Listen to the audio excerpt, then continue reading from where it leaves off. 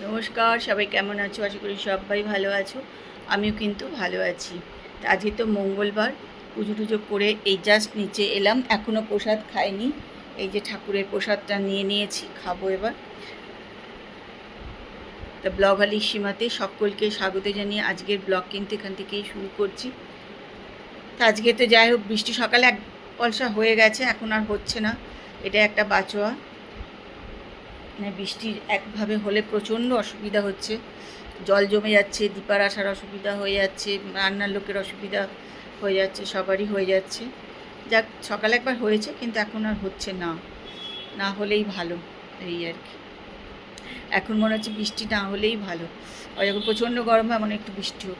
তবে কি বলো তো, কালকে যে অত বৃষ্টি হয়েছে, মানে কালকে অস্বাভাবিক বৃষ্টি হয়েছে, কিন্তু সেই রকম যে ঠান্ডা, পাখা চালাতে হচ্ছে না সেরকম কিন্তু একদমই হয় না, নয়।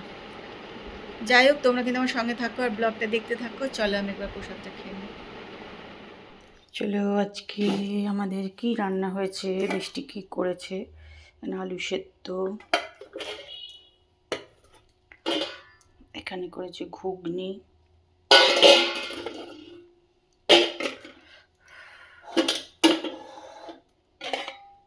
এখানে করেছে বিউলির ডাল,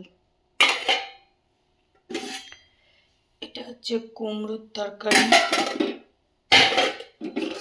আর এটা হচ্ছে পরোটা। এখানে আছে তাপসের ভাত। দিন পর তাপস নিয়ে এসছে মিষ্টি দই, একটুখানি খাবো আমি। কিন্তু জিনিস যেন রাখতে পারছি না, সঙ্গে সঙ্গে পিঁপড়ে। দইটা রেখে গেছি, পিঁপড়ে হয়ে গেছে।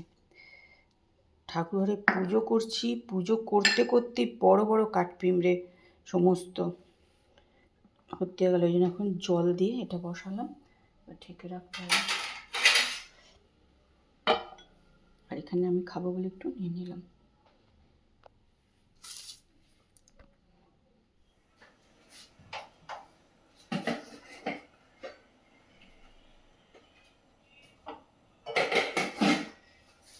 সকালে তো রান্না করা আছে,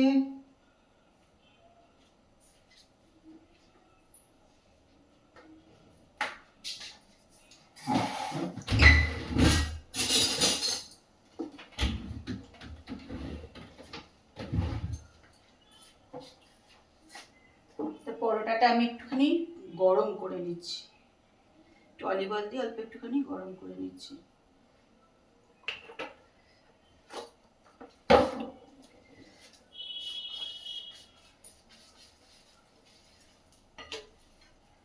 পুজো করে এসে ঠাকুরের প্রসাদ টসাদ খেয়েছিলাম, এখন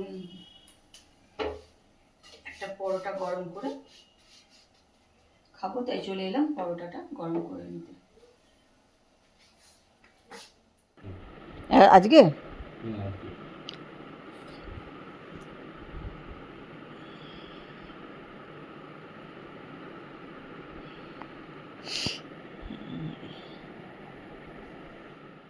চলো বেড়াতে যাওয়ার আবার আমি ভাবছি আমরা কথাবার্তা শুরু হয়ে গেছে, কোথায় যাব না যাব, মানে কোন ট্রেনে যাব না যাব। এটা 18:35 হচ্ছে, মানে আমাদের হাওড়া থেকে ছাড়বে 18:35, মানে সন্ধ্যে 6:35, আর ব্যান্ডেলে আসবে 19:20 আর ছাড়বে 19:20। খাওয়া দাওয়া গরম করবো, যে পরোটা করাই ছিল একটু গরম করে নেব,